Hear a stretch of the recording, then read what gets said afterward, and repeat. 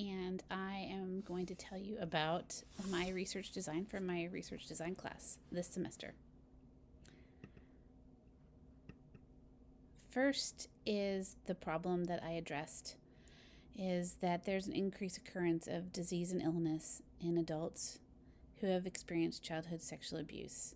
And although mind and body connections are supported in research and widely accepted, collaboration between mental and physical health clinicians remains scant. And I noticed this in the work I'm doing.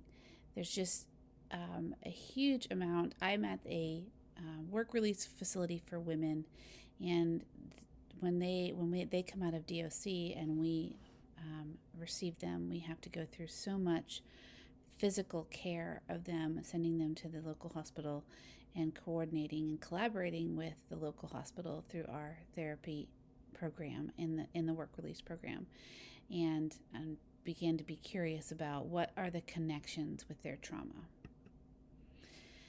So, is there a direct correlation between the severity of childhood sexual abuse experienced and the degree of allostatic load on an adult?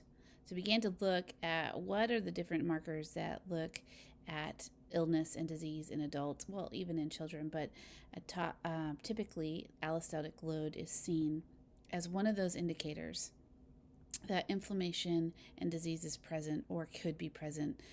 And so is there a correlation between the severity of the child sexual abuse that they have experienced and that allostatic load? Also, if childhood sexual abuse is a predictor of high adult allostatic load, which of the biomarkers of the allostatic load used is more responds to the severity of the abuse?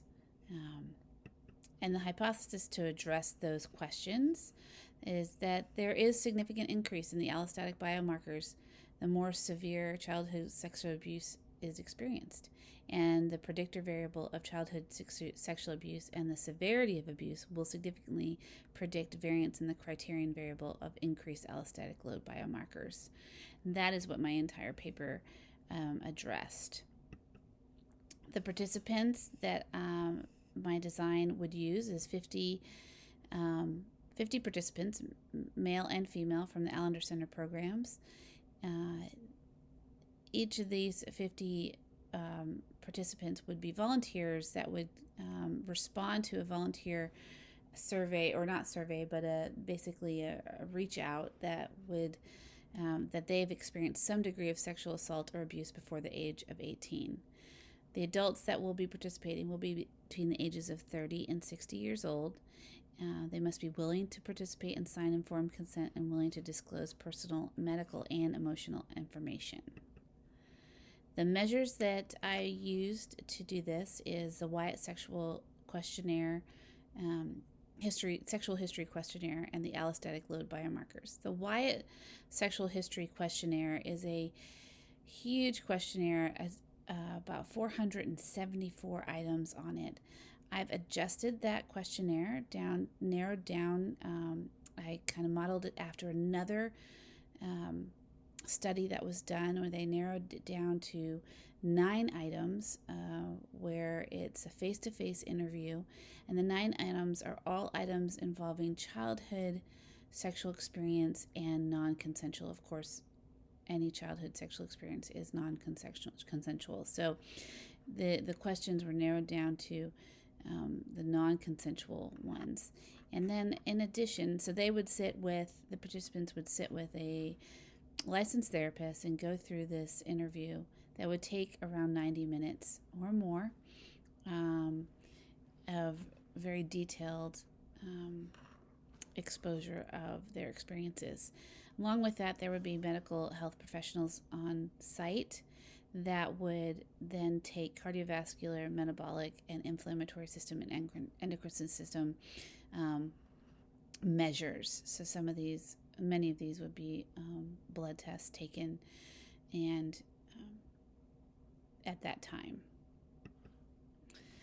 The participants would get an email blast to ask for volunteers, and then 50 are chosen that are within the age criterion and having experienced sexual abuse as a child before the age of 18. Transportation, childcare, and refreshments will be provided. All 50 will have a face-to-face interview, completing the WSHQ with a licensed therapist, healthcare professionals on site collecting the data for the allostatic markers with a blood draw, pulse, blood pressure, and hair sample.